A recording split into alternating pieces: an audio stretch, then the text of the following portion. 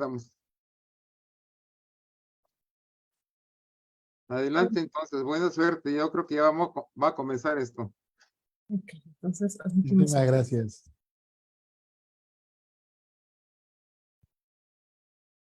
Yo saludo y cierro micrófono. José, gracias por estar con nosotros, ¿eh? Muchísimas gracias, Nuria. Un honor para mí.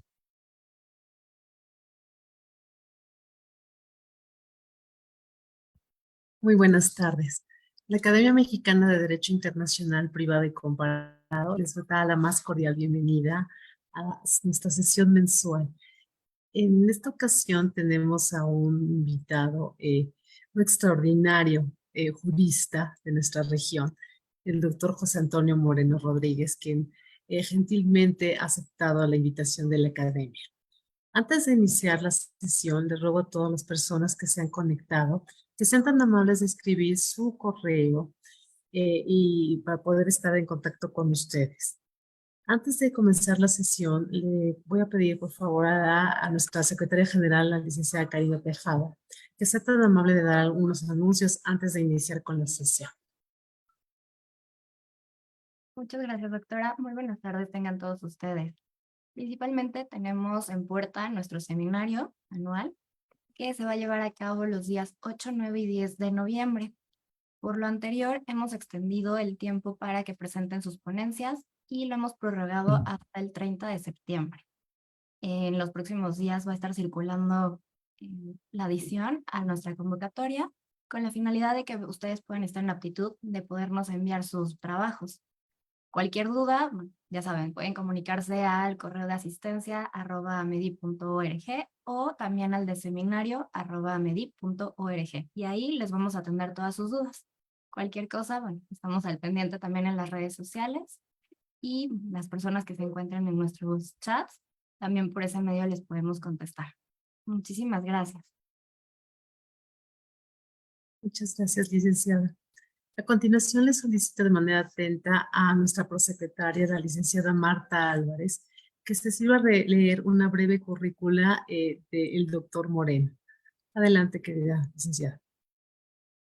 Muchas gracias, doctora. Justo me permitiré leer una breve semblanza curricular de nuestro ponente de hoy. El doctor José Antonio Moreno Rodríguez cuenta con un Master of Law por la Universidad de Harvard. Es fundador director de Altra Legal, firma paraguaya líder en arbitraje. Es integrante de comités de anulación del CIADI, de la Corte Permanente de Arbitraje de La Haya y de la Corte de Arbitraje de la ICC, además de árbitro activo ante estos mecanismos. También resalta que es miembro del Consejo de Gobierno de UNIDROIT, es presidente del Comité Jurídico Interamericano de la OEA y relator de sus guías sobre contratos internacionales y próximamente arbitrajes de inversiones. Fue delegando ante UNCITRAL en 2004, cuando se aprobaron las reformas a la ley modelo de arbitraje. Fue uno de los 15 expertos mundiales del grupo de trabajo de los principios de La Haya. Fue profesor también en la Academia de La Haya de Derecho Internacional, además de ser profesor en múltiples universidades a nivel internacional, y es autor de obras jurídicas publicadas en América, Europa y Asia. Sin más, por el momento, igual le agradecemos nuevamente que nos acompañe el día de hoy y le cedemos el uso de la voz, doctor. Bueno, muchísimas gracias. Solo quiero asegurar de que se me está escuchando. Perfectamente, doctor. Muchísimas gracias, Rosalvira, presidenta. Muchísimas gracias a la prestigiosa MEDIP por esta invitación para estar con ustedes el día de hoy, con muy distinguidos y admirados miembros de esa querida asociación, juristas mexicanos, queridos amigos.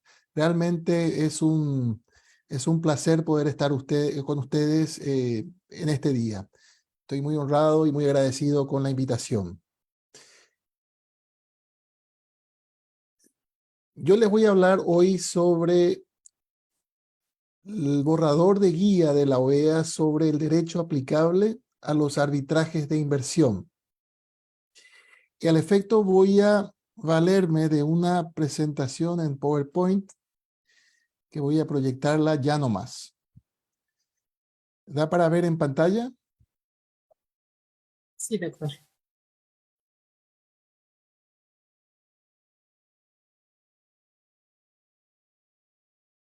Ustedes verán ahí la imagen del Palacio de la Paz. Lo que pasa es que estoy usando para esta presentación diapositivas que empleé en su momento para el curso que dicté en la Academia de La Haya hace un tiempito.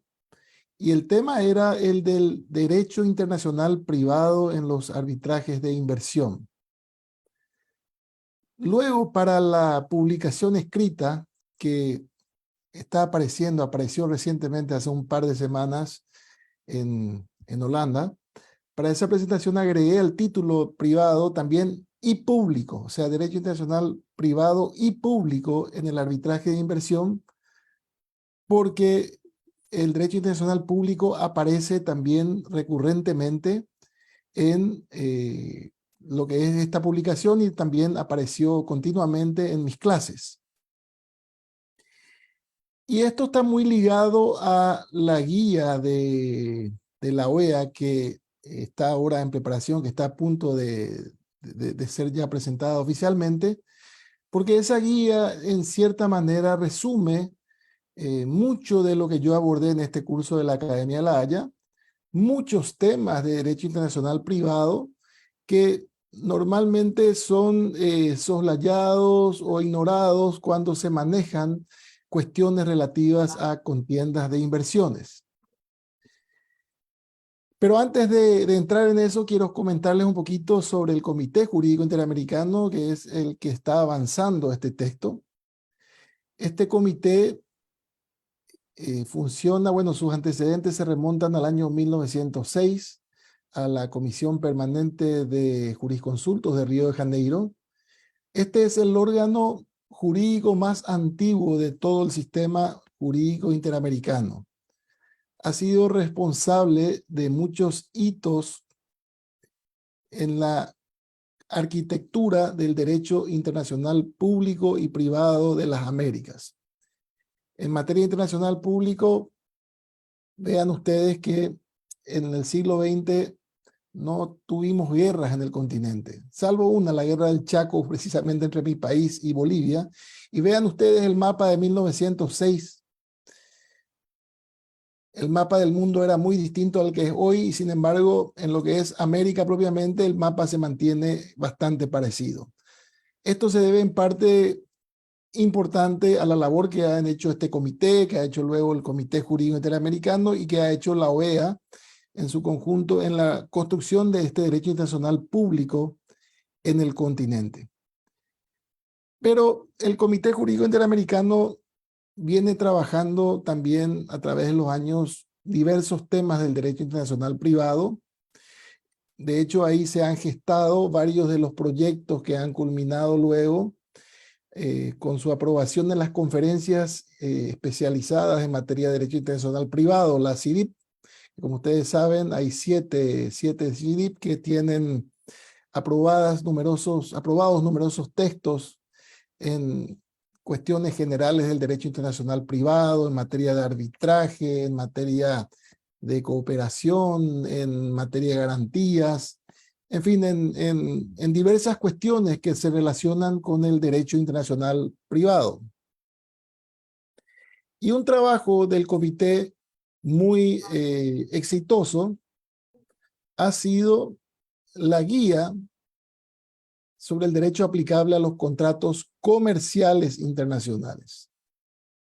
Este es un instrumento del año 2019, un instrumento que recoge las bondades de la Convención de México, un instrumento que pretende hacer ver al continente que la Convención de México en materia del derecho aplicable a los contratos internacionales era el camino o es el camino a seguir, Y esta guía entonces da luz sobre cómo incorporar las soluciones de la Convención de México a los diversos países del continente, ya sea a partir de la ratificación de la Convención misma o ya sea a partir de leyes de internacional privado o de contratos internacionales en los distintos países que recojan las soluciones de la Convención de México.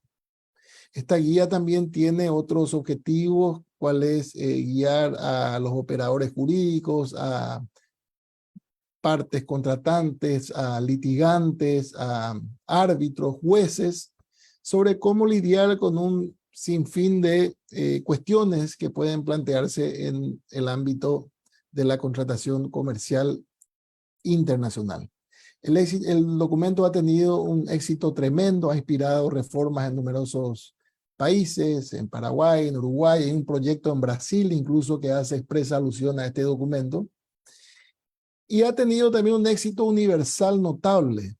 Es el primer instrumento regional que en su historia citan UNCITRAL, UNIDROIT y la Conferencia de la Haya, que son las tres organizaciones universales en materia de derecho internacional privado y derecho uniforme.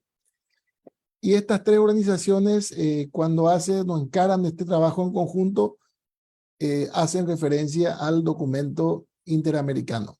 También ha sido endosado este texto por UNIDROIT, por la Conferencia de la Haya, y ha sido también aplaudido en muy prestigiosos círculos internacionales. Y en el fondo, bueno, este documento es un documento de,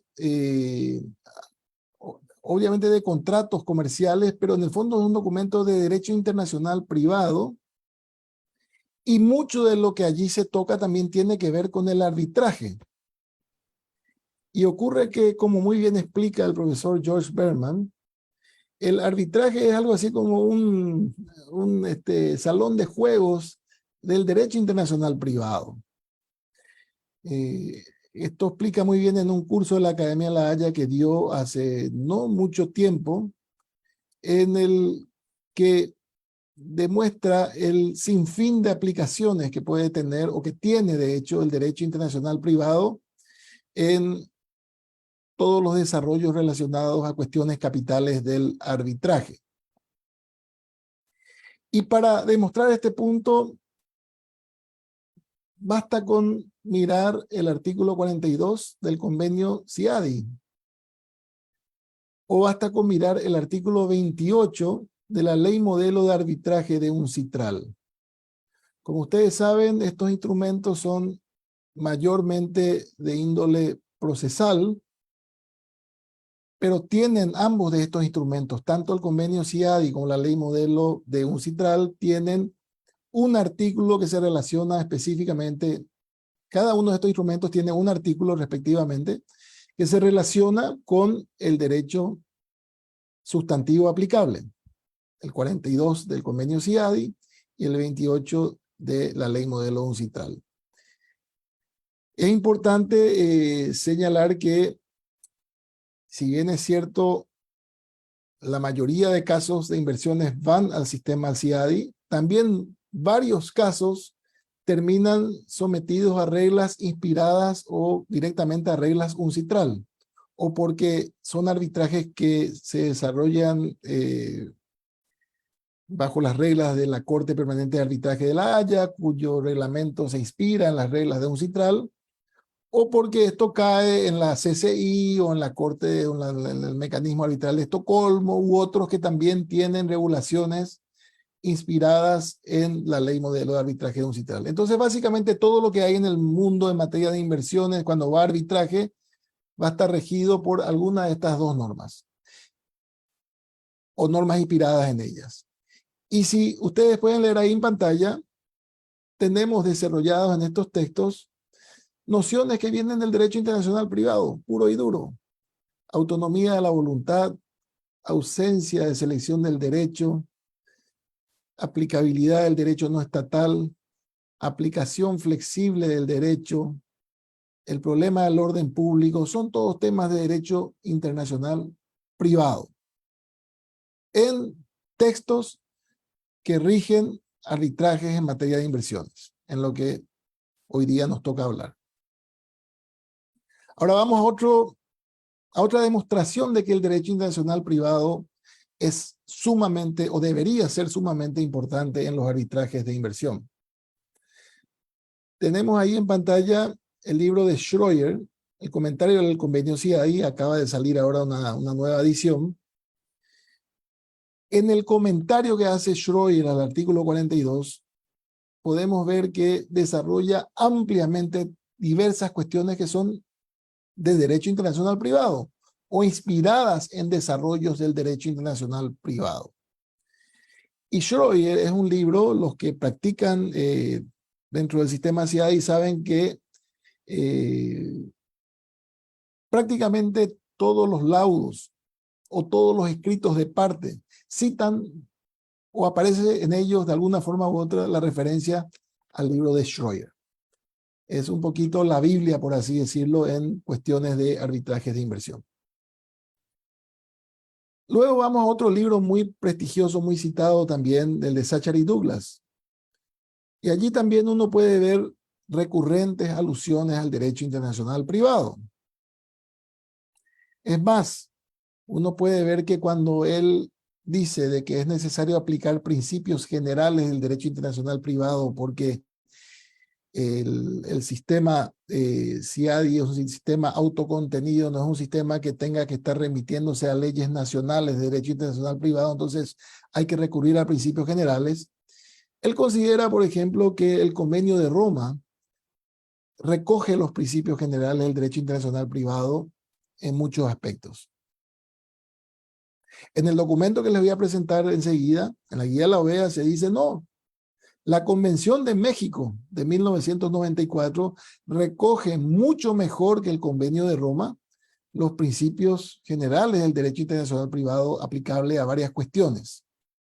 Prueba de ello es que está más en sintonía con los principios de la Haya, que es el documento universal, el más reciente, el que apareció en el año 2015 y que se relaciona con la temática. Entonces, la guía lo que en definitiva hace también es potencia la Convención de México y otros instrumentos interamericanos, según lo voy a relatar un poquito más adelante.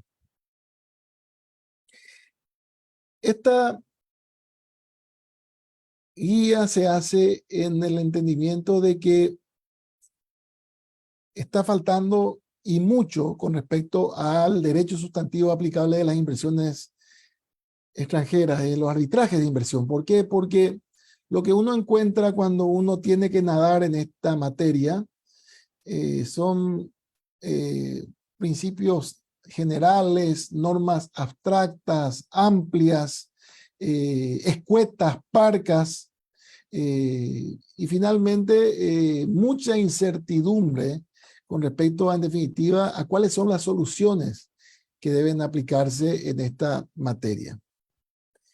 Y la guía lo que apunta a hacer es a través de un enfoque multidisciplinario, traer claridad sobre muchas de estas cuestiones. Y esto voy a ir explicando un poquito más en las siguientes diapositivas. Ustedes saben que mucha de la artillería hoy día a nivel mundial está dirigida con relación a los problemas que evidentemente sufre el sistema de inversiones foráneas y de los arbitrajes de inversión. Mucha artillería está dirigida hacia el arbitraje, es decir, hacia el mecanismo de solución de conflictos en sí, pero muy poco o nada se dice, o muy poco o nada se decía al menos, después voy a decir por qué hoy día hay ya desarrollos nuevos interesantes, pero muy poco se decía, al menos hasta hace poco, sobre una pata fundamental que estaba faltando, que era precisamente ese corpus que regulara de manera comprensiva, amplia, suficiente, los problemas de fondo, los problemas sustantivos que se plantean en materia de inversiones foráneas. Es decir, el ataque iba a apuntar a afinar el mecanismo de solución de conflictos, pero poco o nada se decía sobre esta gran falencia en materia de derecho sustantivo aplicable. Y ese es el aporte que la guía pretende hacer. La guía no habla nada de cuál sistema es mejor, si una corte estatal, si tribunales de apelación, si hay que hacer reformas al mecanismo de arbitraje. De eso se están ocupando otras organizaciones. Lo que la guía hace es encara de manera multidisciplinaria problemas que se presentan fundamentalmente en 3 disciplinas que están relacionadas con los arbitrajes de inversión. El derecho internacional público, con el que siempre estuvo desde luego históricamente asociado, pero también el arbitraje, que en definitiva es el mecanismo de solución de disputas prevaleciente a este respecto, y el derecho internacional privado, muchas veces preterido, soslayado, menospreciado o ninguneado, como quieran decirlo, pero que, como hace notar la guía, tiene fecundísimas aplicaciones y bien manejados estos temas, se puede tener mucho mayor claridad con respecto a una cuestión en la cual está faltando un corpus. Eso de por sí ya genera mucha incertidumbre, y todo eso puede ser minimizado a partir de darse cuenta de que hay muchas respuestas en el derecho internacional privado y sus desarrollos recientes, sobre todo, muchas veces ignorados por los publicistas, y que también el arbitraje viene teniendo evoluciones muy interesantes que pueden contribuir a traer mucho mayor claridad en el tema. Y aquí lo dice Pierre Lalif claramente, una figura señera en todo este tema de arbitraje comercial, incluso de inversiones, de que mucha gente va a estas contiendas con su bagaje de derecho internacional público, conociendo muy poco derecho privado, internacional privado, y lo propio ocurre también a la inversa muchas veces. Entonces, ese diálogo multidisciplinario es necesario, y ese diálogo es el que busca la guía de la OEA. Ahí tienen ustedes los distintos temas que toca la guía. Yo voy a repasar rápidamente algunos de ellos, pero podrán ver ahí ustedes en pantalla que muchos de estos temas son de derecho privado, como el derecho uniforme, de derecho internacional privado, autonomía de la voluntad, ausencia de elección, aplicación flexible del derecho, orden público, en fin, muchas cuestiones aquí son de derecho internacional privado, y muchos de estos temas son temas que ya están en la guía de contratos comerciales internacionales. Entonces, lo que se está haciendo ahora es, de hecho, se está adaptando esa guía anterior a las particularidades propias del arbitraje de inversión. Muchas cuestiones quedan iguales y algunas cuestiones obviamente hay que ir tratándolas en este ambiente relativo a las inversiones. Entonces, esta guía tiene un objetivo, o tiene objetivos modestos y ambiciosos a la vez. Ambicioso porque pretende traer claridad sobre este problema que genera mucha incertidumbre en nuestros días, que es el del derecho sustantivo aplicable a las inversiones.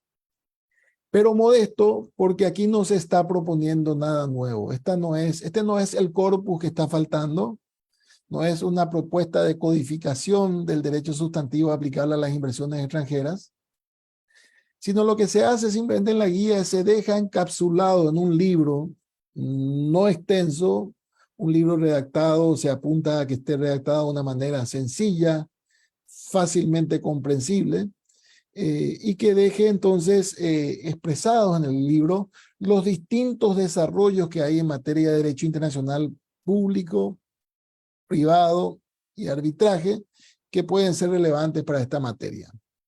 Como yo suelo decir, es el texto que a mí me gustaría haber tenido a mano cuando yo estuve incursionando en los problemas del arbitraje de inversión, porque ahí todo es los materiales están todos muy dispersos.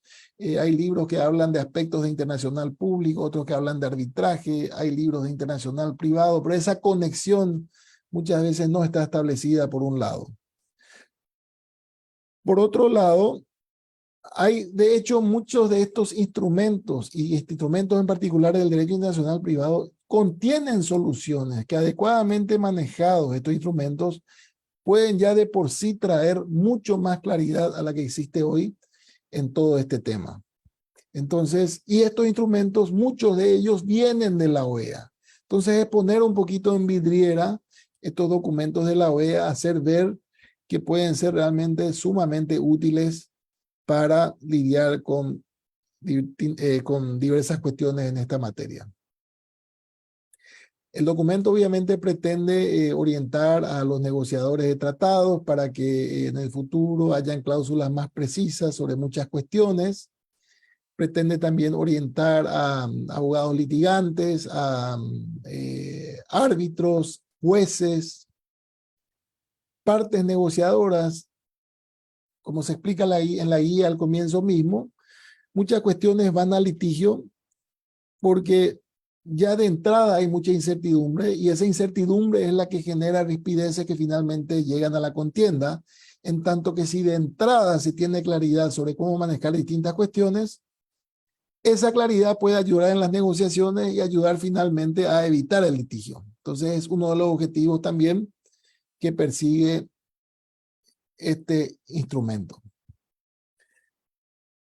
No sé si se me escucha, está todo. Si hay alguna pregunta, interrúmpanme en cualquier momento, con muchísimo gusto hacemos un ping-pong cuando quieran. Así aprovecho a tomar mi tereré, que es el mate paraguayo frío. Muchas gracias, doctor. Bueno, entonces la guía empieza poniendo a todos en la misma página, hablando sobre nociones básicas en materia de inversiones foráneas. No me voy a detener en esto. Sí creo que es importante que la guía explique los antecedentes contextuales, porque estos antecedentes, si uno los evalúa, hacen ver de que el derecho privado y el derecho internacional privado no solo son importantes, sino que han sido centrales en el desarrollo del derecho de las inversiones foráneas. El derecho internacional público, de hecho, nace cuando se apuntaba a dar resguardo jurídico a las inversiones de las potencias en las colonias. Entonces, en aquel momento nace para buscarse justificativos teóricos a lo que eran estas actividades económicas en las colonias. Y lo que hacían los grandes juristas, los grandes cultores o escultores del derecho internacional público, Hugo Grocio, Gentili, Vatel, tantos otros que dieron forma, Vittoria mismo, que dieron forma al derecho internacional público desde un punto de vista doctrinario, y así nace la disciplina. Ellos recurrían en sus elucubraciones una y otra vez al derecho romano como fuente de autoridad. Era de hecho la ratio scripta de la época, era lo más elaborado que existía, y muchas de las nociones desarrolladas, gran parte de las nociones desarrolladas para el derecho internacional público vienen entonces de las enseñanzas del derecho romano, del derecho privado.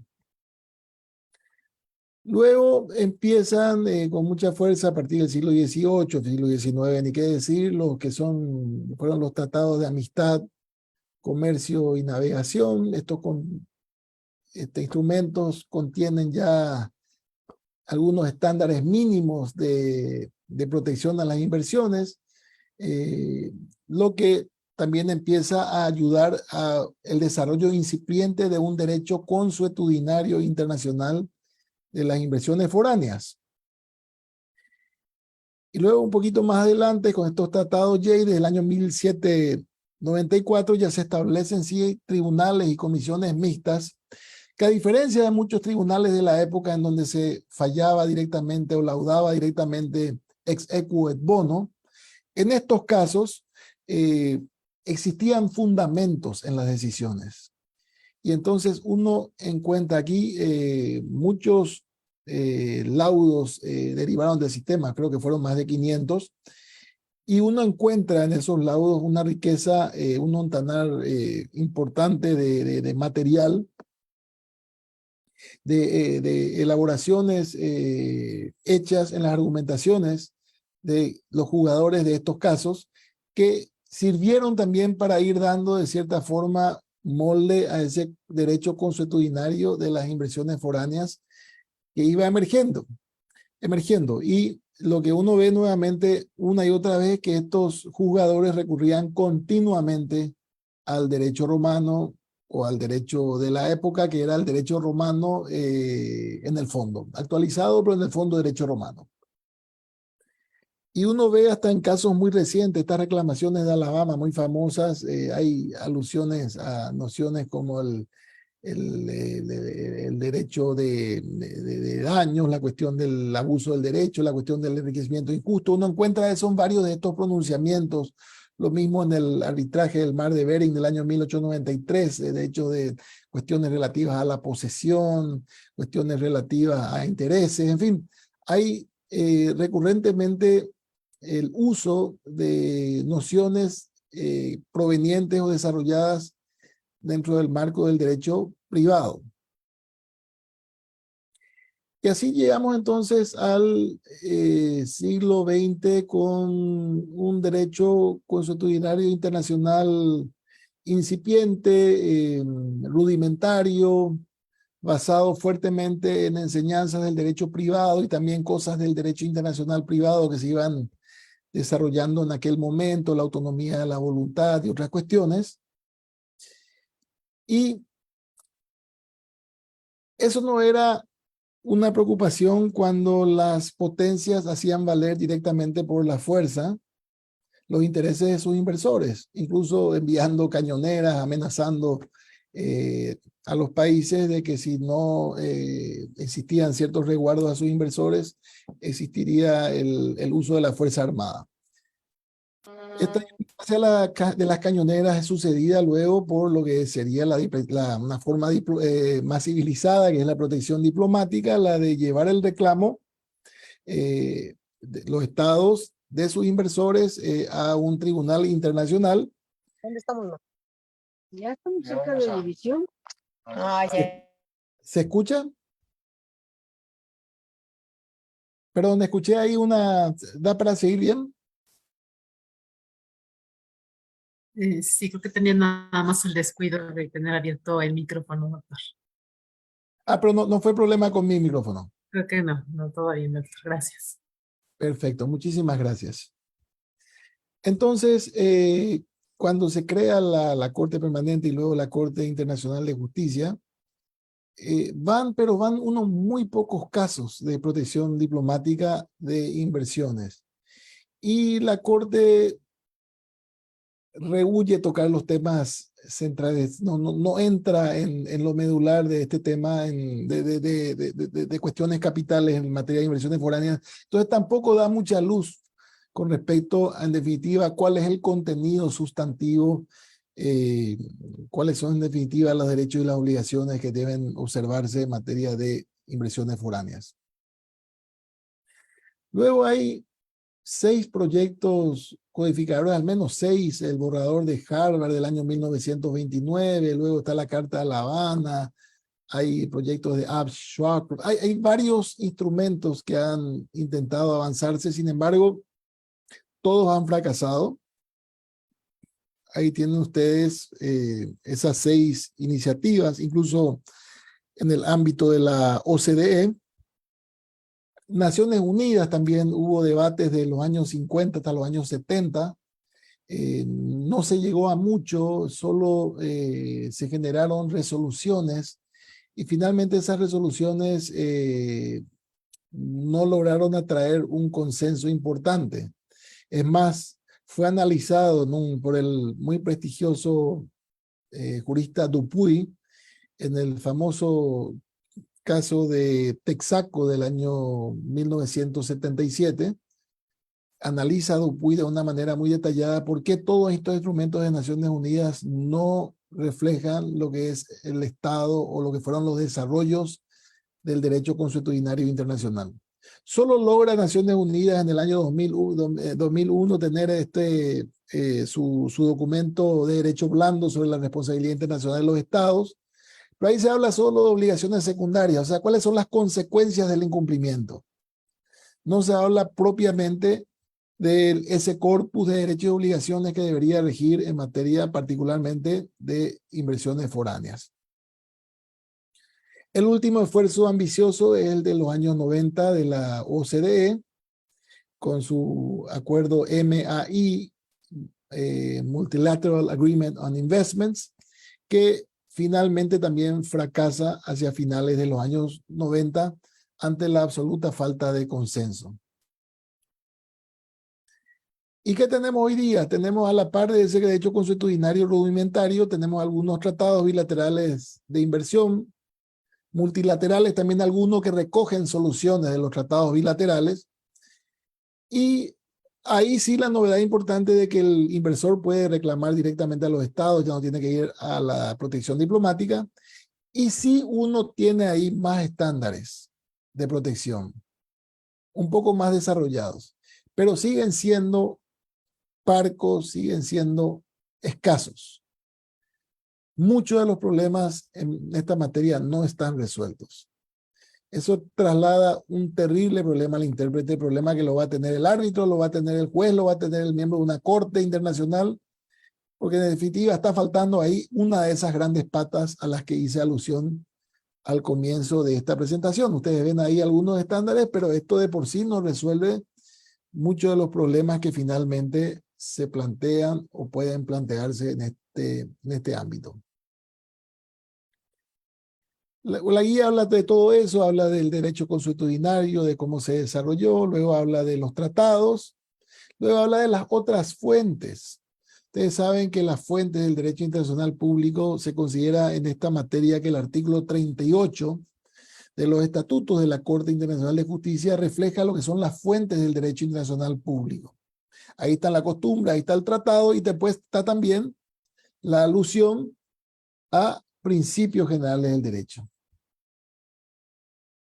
Aquí nuevamente tenemos desarrollos muy fuertemente provenientes del derecho privado y del derecho internacional privado. Una materia de por sí azarosa que generó y sigue generando numerosos debates. Es muy difícil perfilar el contenido de los principios generales del derecho, o tener consensos importantes al respecto de varios de ellos. Sin embargo, podemos ver que ellos han servido de una manera notable para los primeros casos importantes en el mundo en la segunda mitad del siglo XX en materia de inversiones foráneas. Hay un libro magnífico, está ahí en pantalla, Dealing in Virtue, escrito por un análisis más bien sociológico del arbitraje. Hay muchas entrevistas con varias de las figuras principales del mundo del arbitraje u otros actores de este mundo. Y ahí lo que se hace es un análisis, se cuenta cómo luego de caer en descrédito el arbitraje en el siglo XIX, renace en el siglo XX, cuando tienen que haber inversiones en el Oriente Medio, región muy pobre, donde no había sistemas predecibles de administración de justicia, no había un derecho desarrollado, la ley del Sharia no permitía intereses, por ejemplo, en fin. Entonces lo que se hacía era, o se ideó para que pudieran canalizarse las inversiones y que finalmente llegaron al Medio Oriente, y Medio Oriente sabemos hoy día es lo que es la potencia económica que es hoy día, gracias a que estas inversiones existieron. Y estas inversiones existieron merced a que se logró arbitrar el mecanismo de que el contrato previera de que el arbitraje sería el mecanismo de solución de disputas y no ir a un juez del Medio Oriente ni tampoco a un juez parisino que estos estados, o de Ginebra que estos estados no aceptaban. Entonces el mecanismo era el del arbitraje y se decía que el derecho de fondo era los principios generales del derecho o los principios de naciones civilizadas o la jus gentium o los principios del derecho internacional privado. Hay varias fórmulas para aludir en general a principios generales que eran a los que estaban sujetos estos contratos. Y estos casos, los casos que se generaron fueron muy notorios, envolvían a estados, eran montos muy importantes, había muchos intereses en juego, eran árbitros muy renombrados los que estaban a cargo de la solución de estas disputas, y también partes muy sofisticadas, y todo esto público porque era arbitraje que afectaban estados y así eran públicos también sus resultados. Entonces se vio así de que en el arbitraje se puede manejar bastante bien cuestiones relativas a principios generales, incluso mucho mejor que manejar derechos nacionales, normas autóctonas, normas domésticas, que son en muchos casos inapropiadas para regir vinculaciones jurídicas internacionales. Bueno, esto después dio al pie a todos esos desarrollos, por ejemplo, de la nueva lex mercatoria. Lo que hacían los académicos franceses era simplemente teorizar sobre desarrollos que ya se iban produciendo en el mundo del arbitraje a partir de las decisiones que se iban dando en estos casos, que iban mostrando cuál era el estado de la lex mercatoria en varias de estas cuestiones que eran en el fondo otra vez temas de derecho privado, cuestiones de daño, cuestiones de buena fe, cuestiones de estoppel, cuestiones de enriquecimiento injusto, cuestiones relativas a los intereses, etcétera, etcétera. Y esto hasta hoy día, estos desarrollos siguen. Casos de CIADI, ustedes pueden ver ahí en pantalla la exceptio de non impleti contractus, por ejemplo, el pacta sunt servanda, actos propios, en fin, numerosos desarrollos que vienen del derecho privado, del derecho internacional privado, y que son invocados hasta recientemente en casos, por ejemplo, del CIADI. Luego la guía habla de otras fuentes relevantes del derecho. Al hablar de otras fuentes relevantes, recuerdan ustedes la diapositiva que hacía alusión también no solo a los principios generales, sino también a la doctrina de los publicistas más connotados. Y esos publicistas más connotados lo que hacen es citan a los viejos publicistas que lo que hacían era usaban mucho el derecho privado, el derecho romano, el derecho internacional privado para el contenido de sus obras. Luego eso ya se consideró como parte del derecho internacional público, ya nadie se ponía a pensar de que eso venía, eso era derecho privado, o que eso era derecho internacional privado, ya se toma como algo propio del derecho internacional público, pero son desarrollos del derecho internacional privado o privado puro y duro. Lo mismo pasa con los precedentes. Se citan precedentes anteriores y ya se considera que estos precedentes últimos son del derecho internacional público, pero vienen de otros precedentes que citaban desarrollos del derecho privado o internacional privado. Hola. Hay una... Se me sigue escuchando, ¿no? Sí, doctor, gracias. Muchísimas gracias.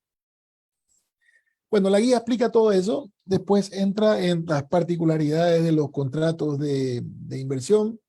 Si hay tiempo vamos a hablar después sobre esto, vamos a hablar también sobre el nuevo proyecto de UNIDROIT con la Cámara de Comercio Internacional, que sí va a ser un desarrollo sumamente interesante en este tema. La guía hace notar cómo la lógica del derecho privado colisiona muchas veces con cómo se manejan distintas cuestiones relativas a tratados. Les doy un ejemplo. ¿Qué pasa cuando hay contratos de inversión y ese contrato de inversión prevé determinadas cuestiones?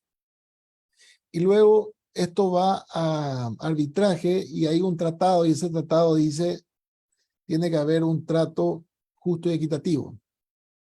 Y después uno ve la jurisprudencia arbitral y uno ve que parte del trato justo y equitativo, un desprendimiento o una derivación es que tiene que respetarse las legítimas expectativas de las partes. Hay tribunales que dejan sin efecto la solución del contrato invocando el trato justo y equitativo. Pero hay otros que dicen, pero si está en el contrato, esa era la legítima expectativa y por tanto no puede haber una violación al pacto justo y equitativo. Este tipo de discusiones se da y la guía apunta a dar claridad también sobre este punto. Y también la guía hace ver de que esa dilución entre el derecho internacional público, privado, el derecho privado y público en general, se está dando cada vez más con mayor fuerza ante una raya o una distinción artificial que en su momento se trazó entre ambas disciplinas. No sé cuánto tiempo más tengo, creo que tengo 5 minutos más. Tú me dices para ver cuán apurado debo ir. Sí, Ya doctor. dije cosas importantes. Sí.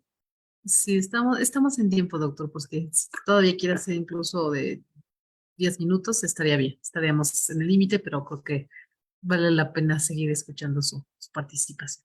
Bueno, yo les comento entonces muy rápido. Luego hay una parte que es la que quizás amerite que tengamos después otra charla que es propiamente la del derecho internacional privado.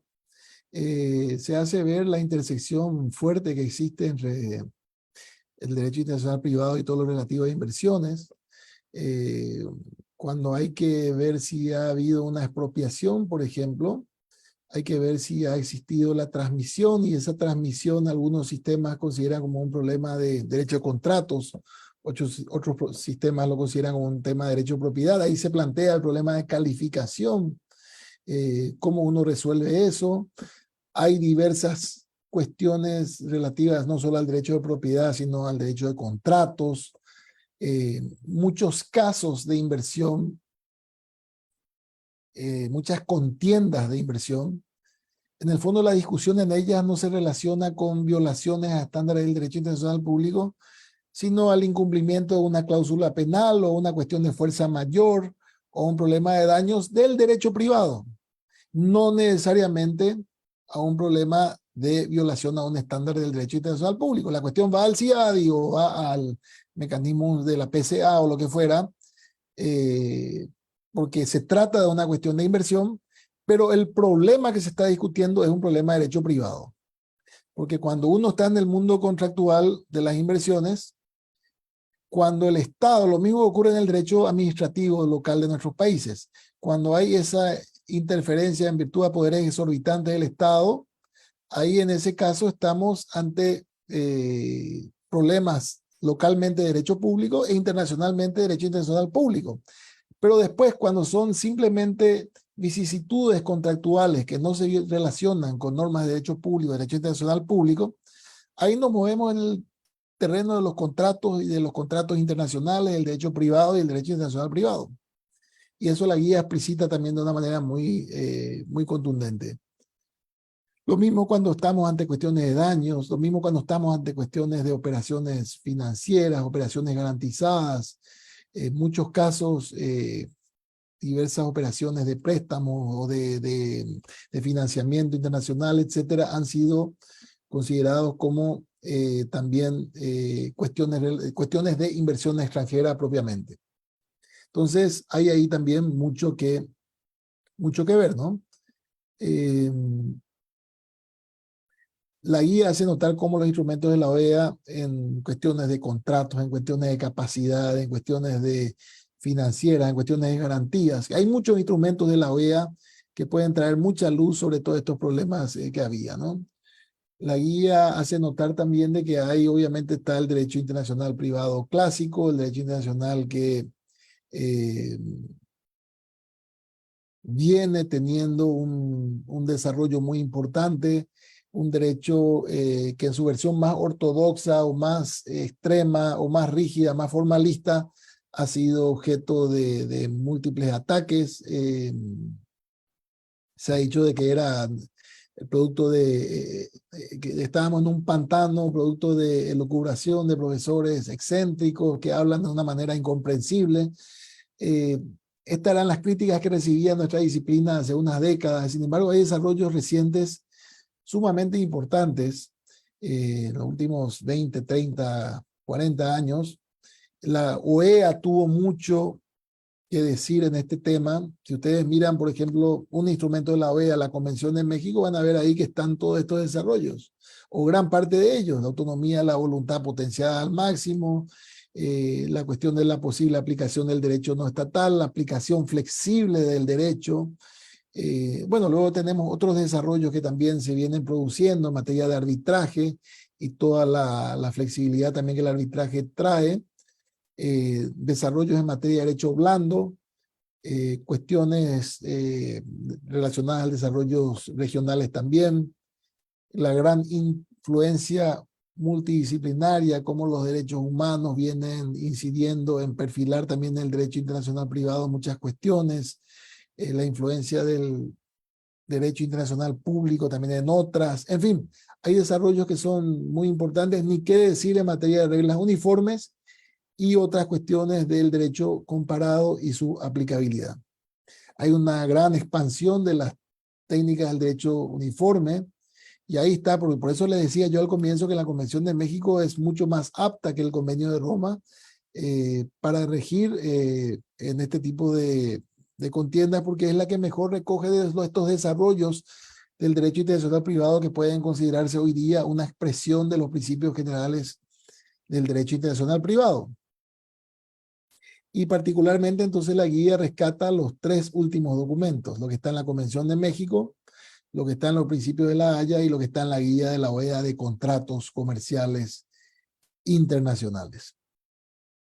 Bueno, la guía hace ver también todos los desarrollos del derecho uniforme, cómo los principios UNIDROIT pueden ser muy importantes, no solo cuando estamos hablando de cuestiones contractuales, sino por ejemplo la Comisión de Naciones Unidas en compensaciones para problemas que son de derecho internacional público, toma muchas soluciones de los principios UNIDROIT como una expresión de principios generales del derecho, no solamente de principios de derecho contractual. Y este es el proyecto que les comenté. Si hay tiempo en el periodo de preguntas, les puedo comentar un poquito más. Es una idea que yo tuve en algún momento que llevé a estas 2 organizaciones y bueno, ha salido un gran proyecto que ya en octubre tendremos una primera reunión del grupo de trabajo y que llegará probablemente a un producto que se relacione con soluciones sustantivas, al menos para los contratos de inversión. Con lo cual estaríamos resolviendo una parte bastante importante relativa a las contiendas en materia de inversión extranjera. Luego la guía habla de desarrollos en materia de arbitraje. Podemos hablar de esto en el periodo de preguntas y cómo esto puede ser también útil. Los árbitros no pueden hacer cualquier cosa, no tienen una carta blanca, tienen que aplicar el artículo 42 del CIADI, el 28 la ley modelo de los que hablamos al comienzo, y cómo tienen que aplicarlo. Todo eso está explicitado en la guía. La guía habla de los distintos mecanismos. Ustedes saben, cuando Hitler invadió París, la corte se trasladó a Estocolmo. Estocolmo ganó mucho prestigio. Luego Estocolmo termina también atrayendo muchos casos de arbitraje de inversión. Y hay casos también en otros de estos mecanismos arbitrales, regidos todos en normas inspiradas en las reglas de UNCITRAL. Bueno, por último, ya la guía entra en problemas que están en la guía de contratos comerciales internacionales. De esto podemos hablar otro día. Habla temas de autonomía de la voluntad, que tiene un sinfín de posibles complejidades analizadas ya en la guía de contratos internacionales y también vistas en este nuevo documento en borrador. Distintos problemas también relativos a la ausencia de selección. Aquí nuevamente la guía considera que es mejor la Convención de México que el Convenio de Roma por todos los problemas que tiene ese Convenio de Roma, hoy Roma I, en materia de ausencia de selección, considerada como una jungla o un laberinto en lo que respecta a este tema puntual. El tema de la conexión más estrecha, la conexión más cercana, que es el que está en la Convención de México. La guía también habla sobre el arbitraje eco bono, habla sobre la aplicación flexible del derecho. Esto ya conocemos desde el artículo 9 de la Convención Interamericana de Normas de Derecho Internacional Privado. Y luego tenemos también esta fórmula replicada en el artículo 10 de la Convención de México. Nuevamente las Américas están marcando aquí el derrotero y lo hacen. La guía muestra las posibles fecundas y positivas influencias que puede tener este artículo en materia de litigación de inversiones. Y por último, el problema de orden público que nos da para 20 de estos encuentros virtuales y todavía no vamos a terminar de agotarlo.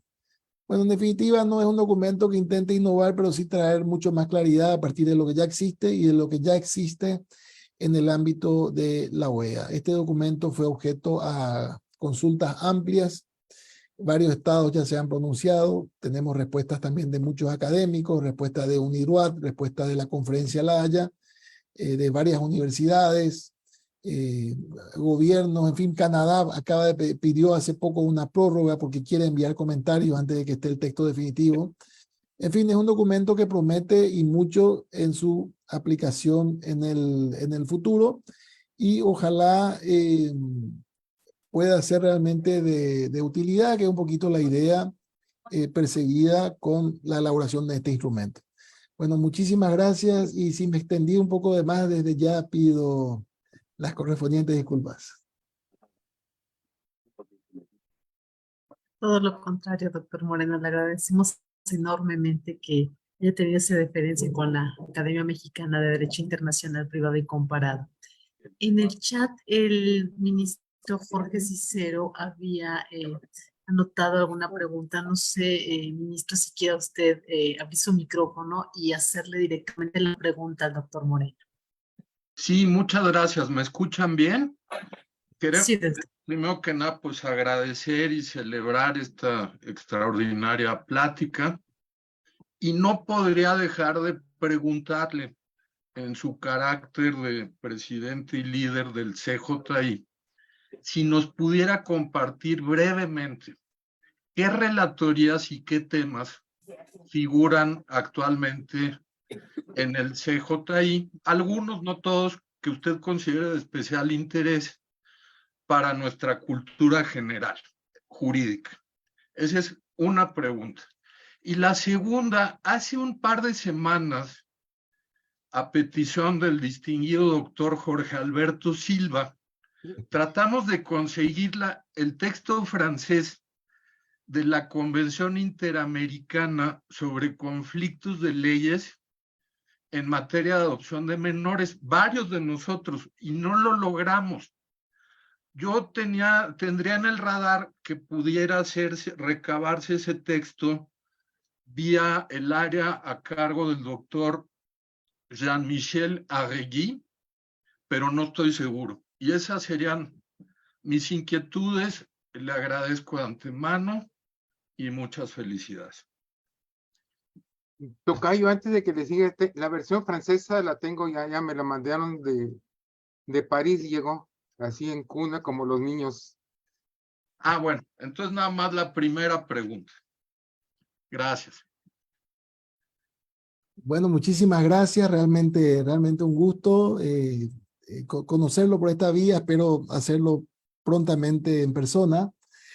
Aquí estoy mirando para no ser inexacto los distintos temas que están hoy día en agenda. Estos temas están todos en la página web del comité.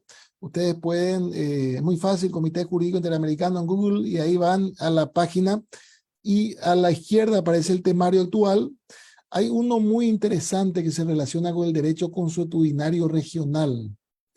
Es una relatoría a cargo de George Bandeira Galindo, quien además dio el curso de la academia este año y que también es miembro de la Comisión de Derecho Internacional de Naciones Unidas. Este es un instrumento que promete y mucho porque intenta encapsular lo que son los desarrollos en materia de derecho consuetudinario en la región. Bueno, luego está obviamente mi guía sobre el tema de mi relatoría sobre las inversiones extranjeras. Hay un documento relativo a directrices de víctimas en los procesos penales contra actos de corrupción. Hay uno sobre contratos entre comerciantes con partes contractualmente débiles. Otro sobre las nuevas tecnologías en la cooperación internacional. Otro sobre la excepcionalidad del uso de la fuerza en el contexto interamericano. Otro sobre los principios del derecho internacional en los que se funda el sistema interamericano como sistema normativo que gobierna el trabajo de la OEA y las relaciones entre los Estados miembros. Otro sobre el uso de las tecnologías. Otro sobre las implicancias del aumento del nivel del mar. Otro sobre que está a cargo del doctor Alejandro Alday González de México, sobre las implicancias jurídicas del aumento, la responsabilidad de las empresas productoras y comercializadoras de armas en el campo de los derechos humanos.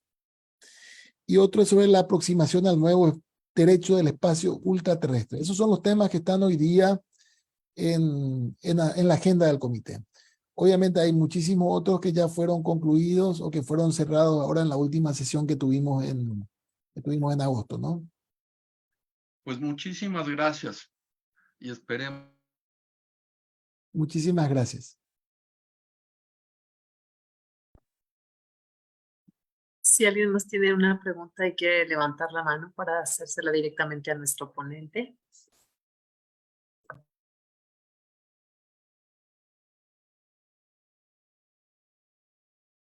El doctor Carlos Gaguardi. Adelante, doctor.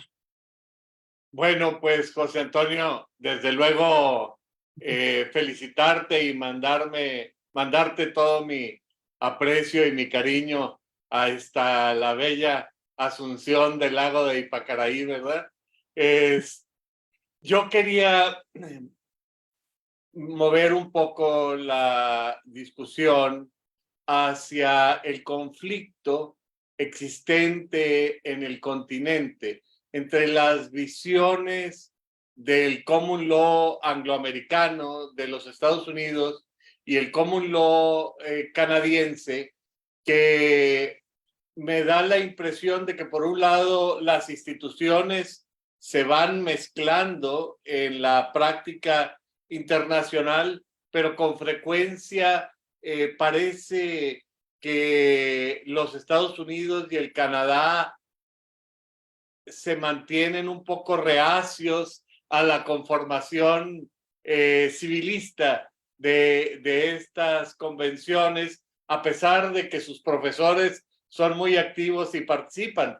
¿Cuál es el camino que tú ves en este sentido y en qué medida consideras tú que se puede trabajar más en la compatibilidad de estos conflictos de instituciones jurídicas? Ante todo, un muy cordial saludo, mi amigo Carlos. Realmente un privilegio también que me hayas escuchado. Yo querría hacer ahí dos reflexiones. Una en general sobre el common law y el derecho civil. Y ahí tengo que hacer un disclaimer, como dicen los americanos, en materia de que mi profesor, mi supervisor de tesis en los Estados Unidos, Arthur von Meren, es quizás el académico más influyente de los Estados Unidos en hacer ver de que en el fondo el common law y el derecho civil son la misma cosa en cuanto a soluciones sustantivas. Lo que hay son diferencias en cuanto a cuestiones metodológicas, pero que los resultados sustantivos, y él desarrolló mucho el funcionalismo, que ya de hecho venía de Schletting y de Ravel y de varios otros. Él desarrolló mucho para hacer ver de que los problemas sustantivos tenían respuestas iguales en el common law y en el derecho civil. De hecho, mucho del derecho civil y sobre todo el derecho comercial que finalmente termina tragando el derecho civil, mucho viene de desarrollo de la Edad Media y la Edad Moderna, en que había un intercambio muy fluido, sobre todo en el mar, entre países del Mediterráneo y países entre lo que era, bueno, Inglaterra, países nórdicos y compañía. Y la influencia que tenía Inglaterra en el comercio de la época hace de que muchos desarrollos del derecho comercial vengan de Inglaterra, que nosotros hoy día tomamos como desarrollos propios, pero el tema de las letras de cambio, el tema de u otras cosas que el nombre quedó en inglés, debentures, checks, warrants, corporations, que ahora le llamamos, sí, sociedades anónimas, pero con los estudios jurídicos dicen derecho corporativo. Todos esos son desarrollos que vienen del common law. Y también hay una demostración muy importante de que el derecho romano es el que estaba enseñado en Oxford, en Cambridge, etcétera, cuando finalmente, cuando se enseñaba el derecho en las universidades inglesas. Entonces uno ve los trabajos de todos estos juristas que en el siglo XIX dieron forma al common law inglés en la doctrina inglesa, y uno ve la influencia de Potier, de la influencia de franceses, sobre todo, de algunos italianos también. Hay una fertilización recíproca muy importante. Andrés Bello el gran codificador chileno, cuyo código ustedes saben se expandió en varios países de la región, nuestra región, trabajó 2 años en Inglaterra para Jeremías Bentham. Muchas de las cosas que él introduce a su código vienen de las enseñanzas. Legan el código de Vélez Sarsfield en Argentina, que también fue muy influyente en la región sudamericana, sobre todo. Citas a escoceses, citas a autores, a Story de Estados Unidos, toda la parte internacional privado viene de Story, de Joseph Story. Entonces, el punto es que es cierto, hay diferencias, pero son más bien metodológicas. En el fondo, el ser humano tiene que comer, tiene que vestirse, tiene que casarse o cohabitar, en fin, las necesidades humanas son las mismas y las soluciones tienden a ser las mismas finalmente, aunque varíen las metodologías para llegar a ellas. Entonces, ese es un punto. El otro punto es sumamente interesante de por qué no se están sumando los países del Common Law a los instrumentos del sistema interamericano, particularmente los instrumentos de derecho internacional privado. Estábamos atados en Latinoamérica por por un lado por los tratados de Montevideo y por otro lado por el Código Bustamante, con soluciones disímiles entre estos instrumentos, y estos instrumentos también fueron fruto de una codificación tempranera de una disciplina que estaba todavía en pañales y que tuvo mucha evolución después de del dictado de estos textos. Entonces, ¿qué logró la OEA? La OEA logró eliminar esa brecha a partir de la generación de numerosos textos que ya son modernos, ya recogen todo ese desarrollo centenario que ha tenido el derecho internacional privado desde las enseñanzas de Savigny. Entonces, todo eso está ya recogido en los instrumentos de la OEA, y también adoptarlos ya lleva a que uno tenga una única solución y no esa dicotomía entre que se aplica Bustamante con cierto tipo de soluciones o los tratados de Montevideo con otro tipo de soluciones. Entonces fue muy positivo porque también muchos países de Latinoamérica ratificaron estos instrumentos. Ahora, el Caribe no estaba. Creo que son 16 estados que entraron hace poco. Ahí tenemos muchos países como lo que no estaban en el sistema. Canadá tampoco. Y Estados Unidos es curioso porque es cierto lo que tú dices. Del artículo 9 que yo aludí de la Convención Interamericana de Normas de Derecho Internacional Privado, ese artículo recoge enseñanzas de Curry y Cavers, 2 juristas norteamericanos que hablaban sobre la aplicación flexible del derecho. Y la Convención de México, en el fondo, adopta muchas de las soluciones que fueron propuestas por Friedrich Juenger, este germano que finalmente terminó, gran profesor que terminó enseñando en la Universidad de California en Davis y que fue muy influyente en soluciones centrales de la Convención de México, si uno puede leer en varias fuentes escritas a ese respecto. ¿Por qué Estados Unidos no los adopta? Es una pregunta importante. Por ejemplo, adoptó la Convención de Panamá del 75 sobre arbitraje, y es curioso cómo usan ellos más esa convención que la Convención de Nueva York de 1958. Ahí hay algo también que no se puede explicar muchas veces, sobre todo porque la Convención de Nueva York de 1958, que es un texto universal ratificado por más de 160 países, terminó finalmente tragando a la Convención Interamericana, que no había sido ratificada esa convención en países latinoamericanos cuando sí ratificaron la Convención de Panamá. Y esa ratificación de la Convención de Panamá con los años ayudó a pavimentar el camino para que los países de la región incorporaran la Convención de Nueva York. Ahora, yo hablé mucho con Michael Dennis, que fue uno de los negociadores. Él estuvo también en La Haya cuando yo estuve. Él culpaba, por ejemplo, a la no adopción de la Convención de México por parte de Estados Unidos, a la mala traducción del texto. Escuché muchas cosas sobre eso, da también para discutir bastante. yo no sé si existe realmente esa voluntad política, o no sé si es un tema que se coloca en la agenda de los Estados Unidos finalmente, la necesidad de adoptar textos como los demandados Pero está también entonces el otro trabajo que viene haciendo el Comité Jurídico Interamericano, que es no ya de avanzar solo documentos de derecho duro que requieren de ratificaciones, sino también instrumentos de derecho blando que finalmente pueden ser mucho más eficaces para lograr una aproximación de los derechos, sin pasar por instancias, necesariamente instancias diplomáticas, como son las de las negociaciones de los tratados. Se puede tener con estos instrumentos de derecho blando una organización muy importante como la que está ocurriendo cada vez más fuertemente, por ejemplo, en materia de contratos internacionales. Y como ojalá ocurra también en materia del derecho aplicable a las inversiones extranjeras a partir de esta guía.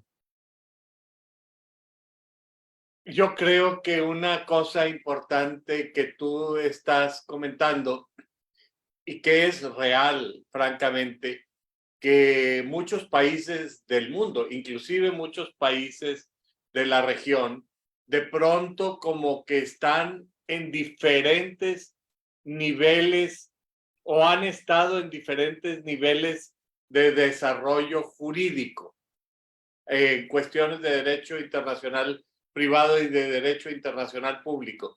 ¿Tú sientes que ya se va homogeneizando este nivel, que se va alcanzando puntos comunes a nivel, sobre todo, interamericano? Yo siento que esa diferencia existe, que esa diferencia es real, de que hay lugares donde el derecho internacional privado, por ejemplo, está mucho más desarrollado que otros. Esta fue una preocupación, por ejemplo, del miembro caribeño del Comité Jurídico Interamericano, Eric Ruch, de que en el Caribe, por ejemplo, hay mucho desconocimiento de todos estos temas. Y bueno, uno de los objetivos de la guía de contratos internacionales y ahora de la guía de inversiones es reducir esa brecha.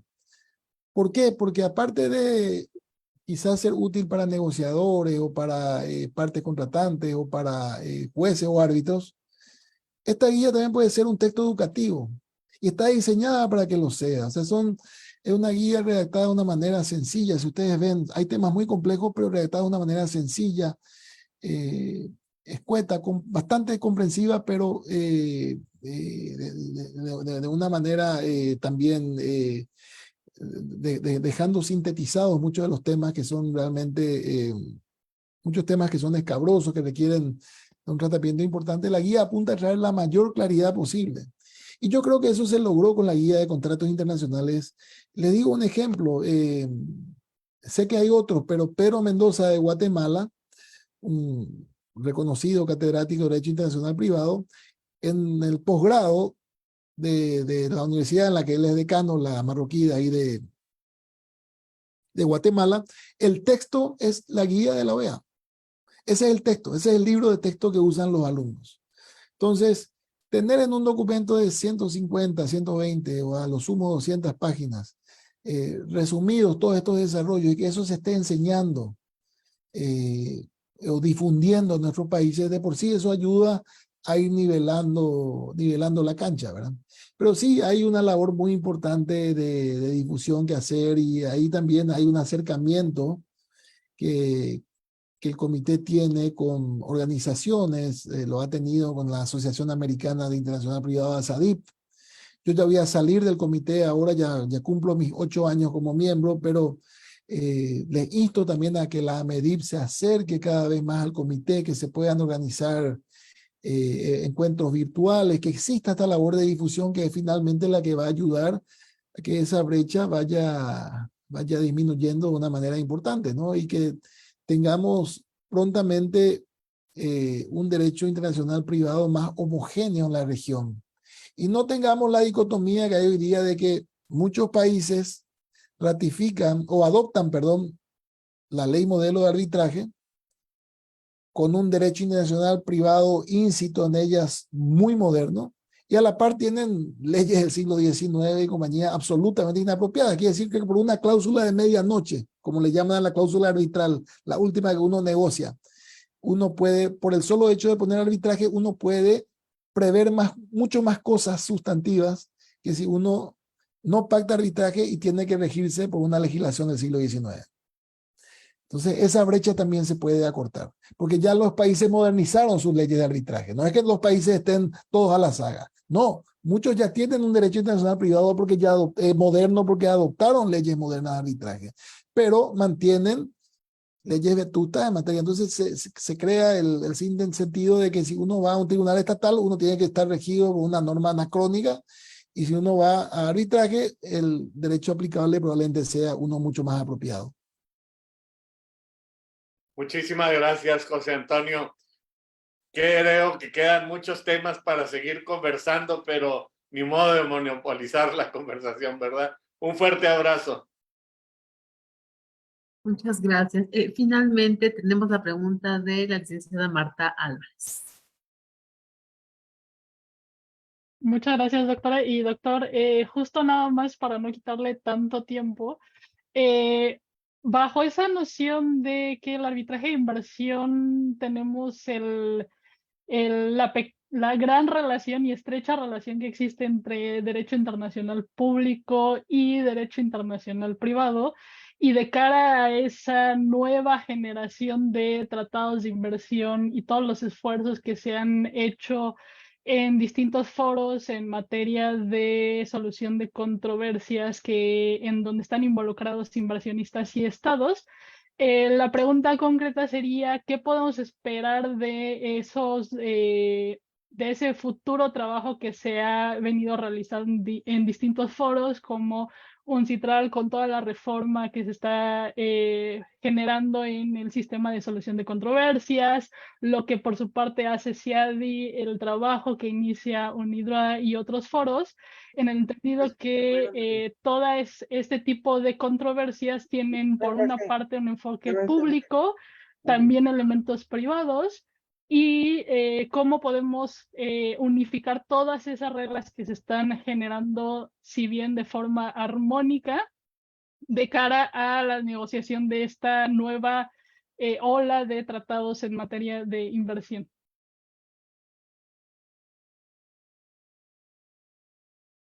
Bueno, la guía de la OEA está hecha asumiendo la realidad de que muy difícilmente, por no usar la palabra imposible, imposiblemente vamos a tener estos esfuerzos unificados y con un consenso importante. Todos esos proyectos que yo aludí, esos 6 proyectos del siglo XX, luego la última negociación fracasada del MAI en el ámbito de la OCDE en los años 90, los fracasos que han existido en Naciones Unidas, todo eso demuestra de que en materia de derecho sustantivo aplicable, no es posible, no es realista apuntar a tener un consenso importante para lograr alcanzar un cuerpo adecuado, comprensivo, que se ocupe de los problemas de derecho sustantivo aplicables a las inversiones extranjeras. No es realista plantear de que va a haber un tratado multilateral que atraiga el suficiente número de países ratificantes para que esto en definitiva funcione. 1, luego que se pongan de acuerdo para firmar el tratado. 2, para ratificarlo.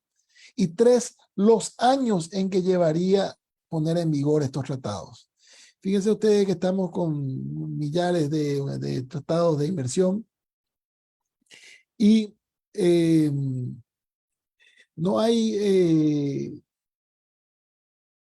va a haber que empezar a suscribir, todos los países van a tener que adscribirse al nuevo sistema, asumiendo de que se logre un resultado exitoso en una negociación, y nuevamente estos países van a tener que ratificarlo de una manera importante para que finalmente se diga que la empresa fue exitosa, o sea, que el proyecto fue exitoso. Entonces, es muy difícil que eso ocurra.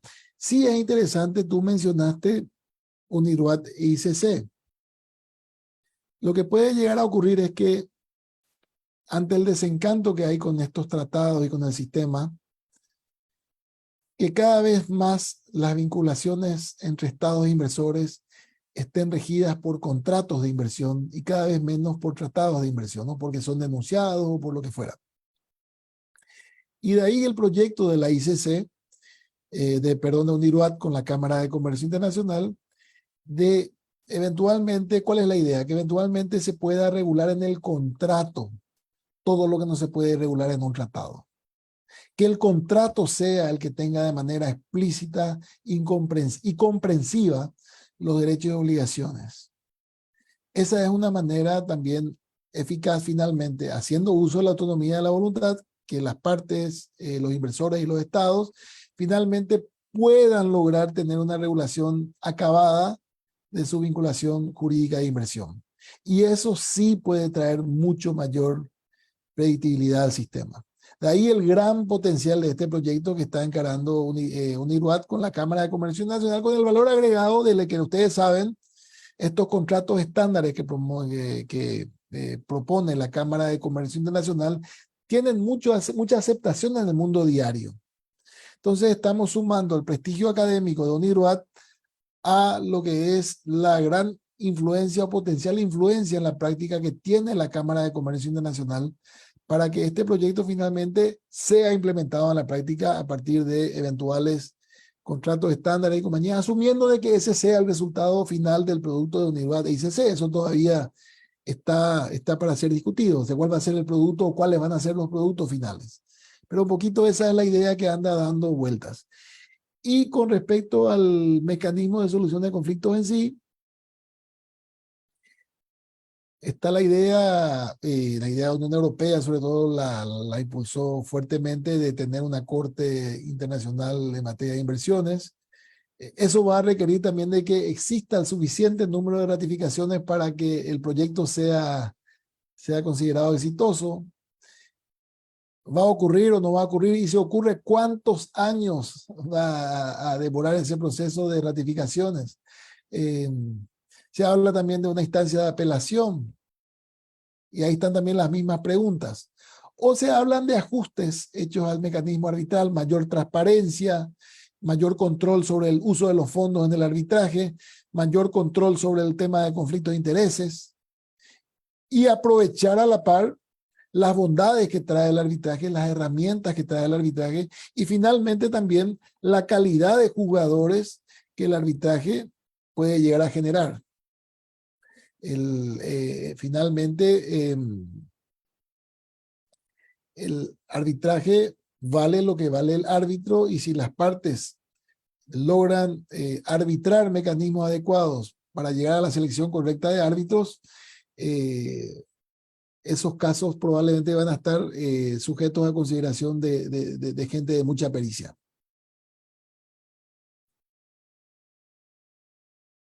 Yo les pido disculpas porque estoy sin mi... Bueno, no leí los comentarios, pero espero que no quede nada en el tintero. Cualquier cosa me avisa. No, querido doctor, al contrario, queremos expresarle igual, adherirnos a las expresiones de gratitud que ha vertido en el chat el doctor Jorge Sánchez Cordero, también María Mercedes Albornoz, distinguidos miembros de número de la Academia Mexicana de Derecho Internacional Privado y Comparado. Por supuesto, la gratitud de todos los asistentes por su generosidad para compartir su vasto conocimiento en la temática con nosotros, doctor. Muchísimas gracias por su valiosísimo tiempo y como bien nos dejó la puerta abierta, esperamos más adelante volver a contar con su participación porque sin duda enriquece muchísimo el tema que nos ha compartido, querido doctor. Muchísimas gracias por su compañía. Muchísimas gracias. Para mí fue un verdadero placer, un verdadero honor y bueno, muchísimos saludos a todos los queridos amigos mexicanos. Muchas gracias, querido doctor. Queremos agradecer mucho a todas las personas que nos han acompañado. Por supuesto, de la Universidad Libre de Derecho de Monterrey, de la Universidad Panamericana de Guadalajara, del Centro Mexicano de Derecho Uniforme, de la Universidad de Nayarit, de la Barra Mexicana de Abogados, la Universidad Autónoma del Estado de Morelos, la Universidad de Perú, el Colegio de Abogados de Gijón en España, de la Pontificia Universidad Católica de Perú y de la Facultad de Derecho de la UNAM. Muchísimas gracias por su valiosísimo tiempo. Esperamos poder contar con su presencia en la próxima sesión mensual de la Academia Mexicana de Derecho Internacional Privado y Comparado. Síganos en nuestras redes sociales para enterarse de los eventos que se organizan y en donde participan muchos de nuestros distinguidos miembros de esta asociación. Muchísimas gracias y que tengan todos muy buena tarde. Hasta pronto. Gracias. Gracias. Nos vemos.